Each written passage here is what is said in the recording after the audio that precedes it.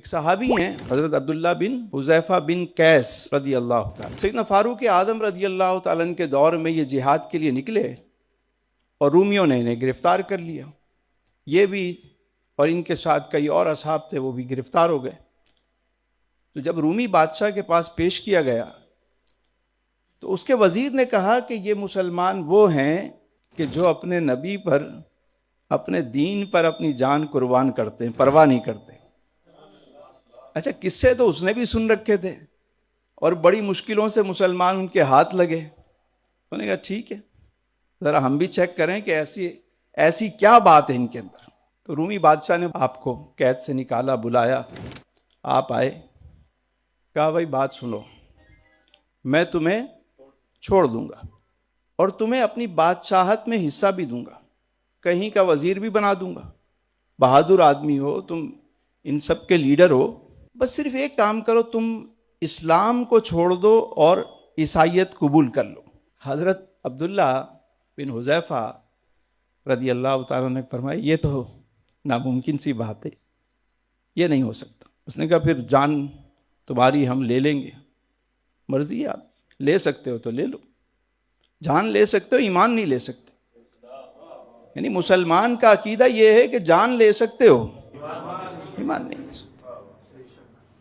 کہا اچھا، کہ بھائی لٹکاؤ. سولی پہ لٹکایا گیا اوپر اور تیر انداز کو کھڑا کر دیا گیا، تیر مارنے شروع کیے. اچھا، ان کو پہلے سے سمجھا دیا تھا کہ دائیں بائیں مارنا، ان کو نہ لگے. اور جب وہ تیر چل رہے ہیں تو اس نے پوچھا ہاں کیا ارادہ ہے؟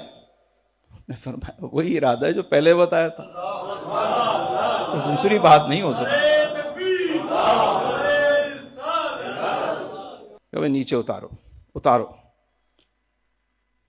کہا دیکھو ابھی بھی سوچ لو. آپ نے کہا اس میں سوچنا کیا ہے، ہم تو جب چلے تھے جب یہ سوچ کے چلے تھے، اگر جان چلی گئی تو ہم تو شہید ہو جائیں گے، ہم تو امر ہو گئے. کہا اچھا. کہا ایسے نہیں مانیں گے یہ لوگ، تیل گرم کرو. کڑھائی لائی گئی، تیل گرم کیا گیا. جب تیل کھولنے لگا تو آپ کے ایک ساتھی کو اٹھا کر اس کھولتے ہوئے تیل کے کڑھا میں ڈال دیا گیا. تھوڑی دیر کے اندر ہی اندر ہڈیاں اور گوشت سب، کھولتا ہوا آئل ہو، کتنا ٹمپریچر ہوگا اس کا. آپ ظاہر کھڑے ہوئے ہیں اور دوسرے ساتھی بھی آپ کے موجود ہیں. پوچھا ہاں اب بتاؤ. آپ نے فرمایا جواب وہی ہے جو پہلے تھا، کوئی اور بات کرو، اس پہ تو کوئی کمپرومائز نہیں ہو سکتا. میں کہا بھائی ڈالو، انہیں بھی ڈالو.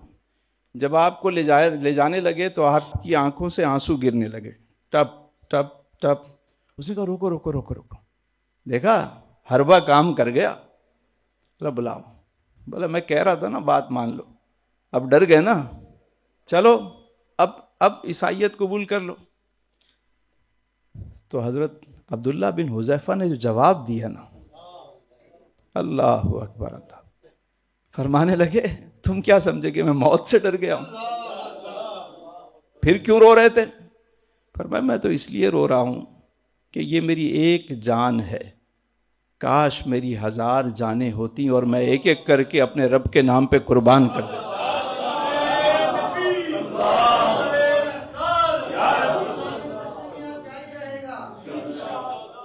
کروں تیرے نام پہ جاں فدا، نہ بس ایک جاں دو جہاں فدا، دو جہاں سے بھی نہیں جی بھرا، کروں کیا کروڑوں جہاں نہیں.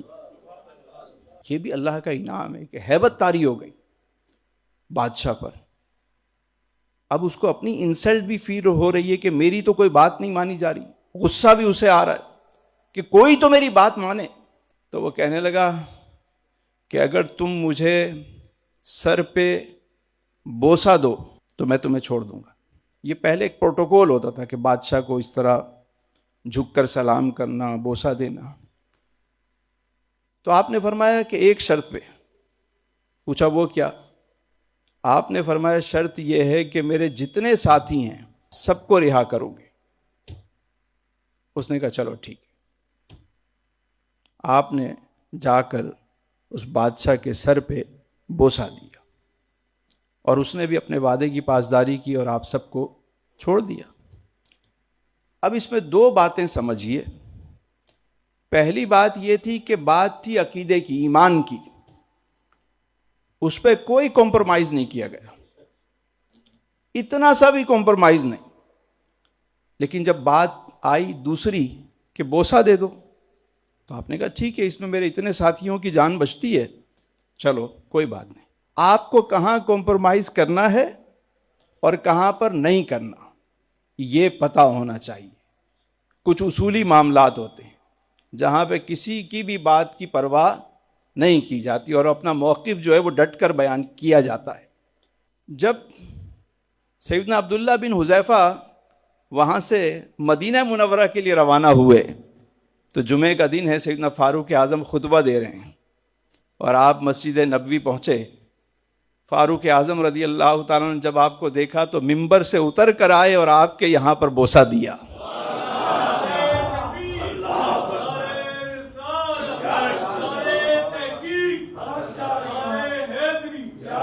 اور اپنے تمام اصحاب سے فرمایا کہ ساتھیو، تم بھی سب باری باری عبداللہ بن حذیفہ کے بوسہ دو.